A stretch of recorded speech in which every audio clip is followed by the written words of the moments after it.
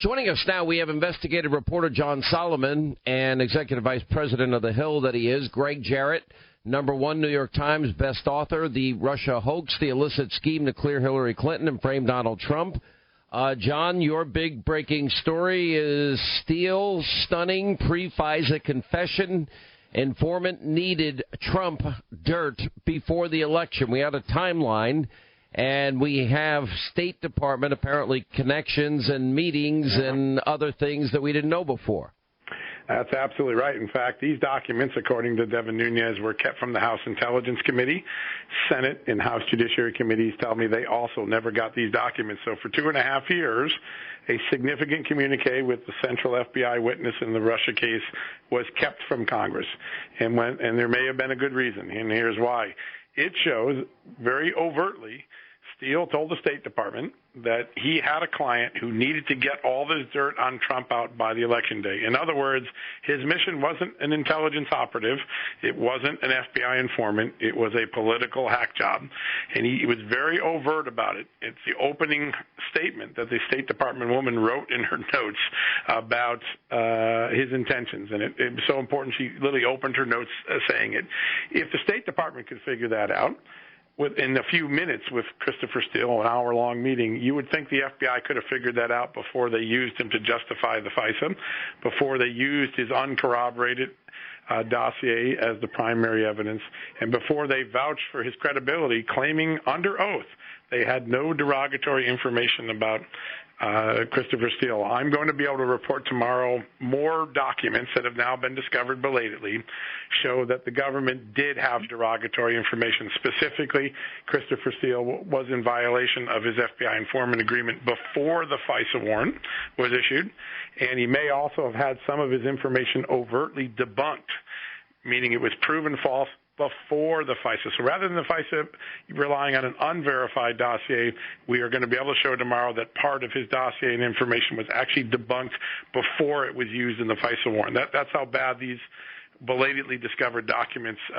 portray the FBI. Let's go into a little more detail. The Deputy Assistant Secretary of State you're talking about, a woman named Kathleen Kavalek's written account. This happened October 11th, about a week before or so, 10 days before the actual FISA application went in to spy on Carter Page and thus the Trump campaign.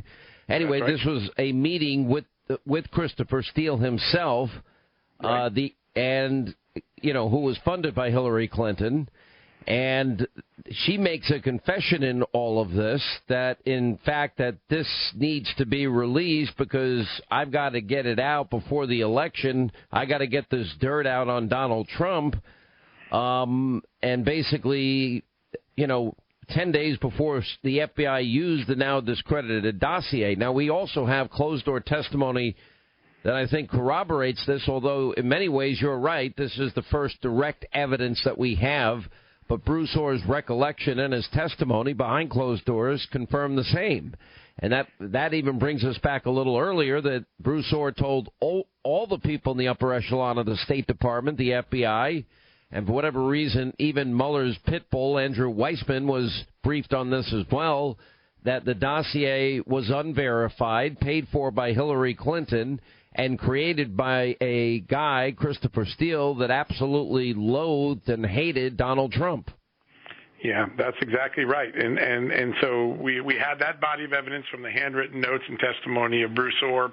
And now this adds a new element, which was there was a specific deadline by which Christopher Steele had to get the information out. And it explains why he ultimately violated his agreement and went to the news media. We now know belatedly he leaked stories, some or one, which the FBI then later used as a justification as independent evidence of the Christopher Steele. Are these Steele leaks to Isikoff or David Corn or the Washington Post?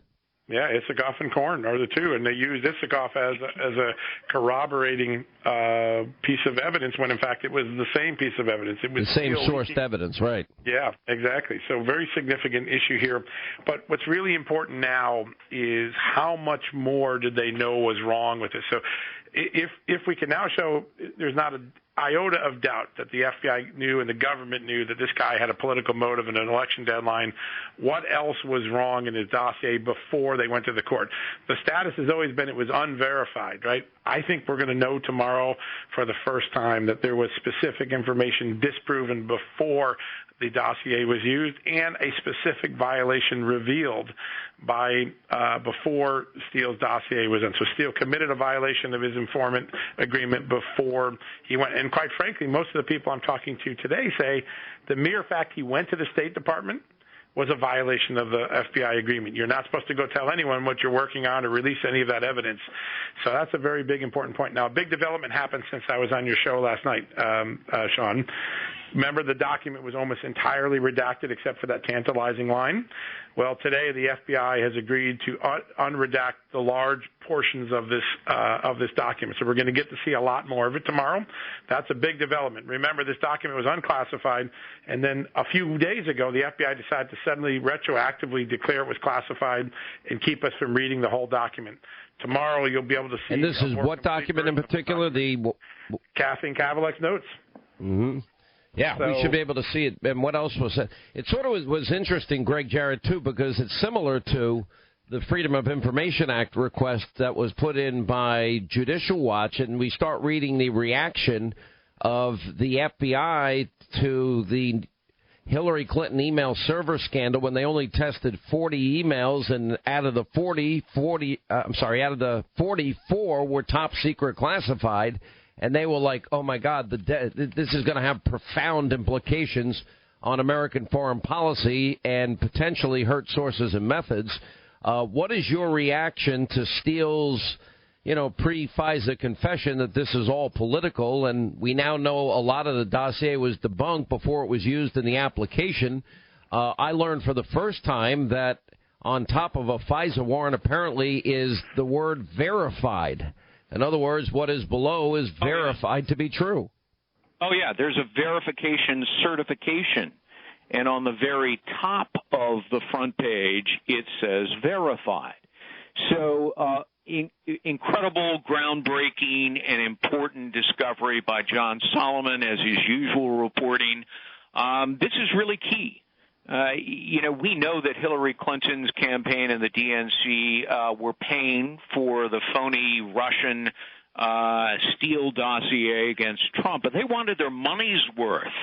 And so here you see it's not just Glenn Simpson and Christopher Steele trying to get the media to do stories to damage Trump before the election, but now it appears that pressure was being applied to others in government, and Kathleen Kavalek's written account is really important. It wasn't just unverified information used to lie to a court to spy, but rather debunked information. Okay, then let's go through the legal aspect of this. I say it my own way, and that is that, look, I just happen to know judges.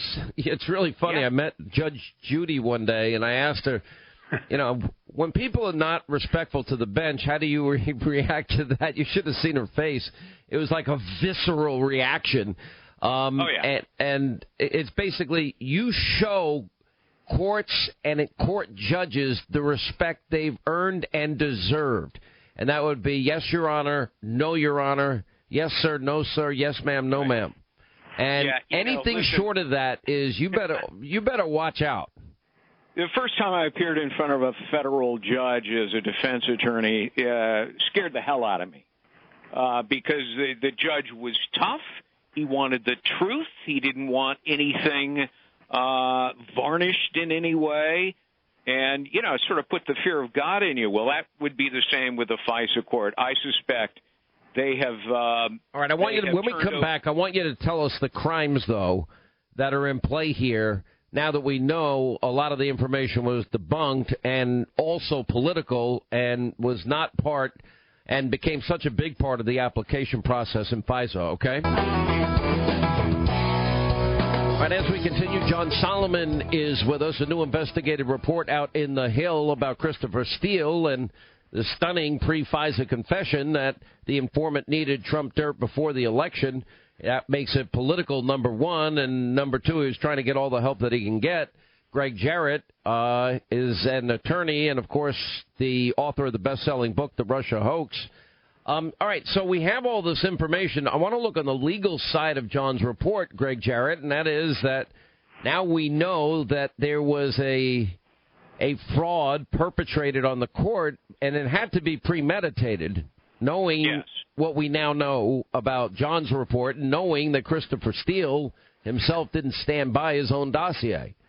That's right. James Comey, the FBI director in October of 2016, along with Deputy Attorney General Sally Yates, were the two who signed off on that first October 2016 FISA warrant. It appears that they deceived the court and concealed evidence, and that is a fraud on the court, and it's several other felonies. Even if, after the filing date, they discover new evidence that casts a new light on the representations they made to the court, they are duty-bound under the law to immediately alert the FISA judge who signed off on the warrant to spy, because that changes the circumstances. Why have we not heard from the FISA judges at this point? Well, I know that Lindsey Graham said he's going to go to John Roberts, who appoints FISA judges.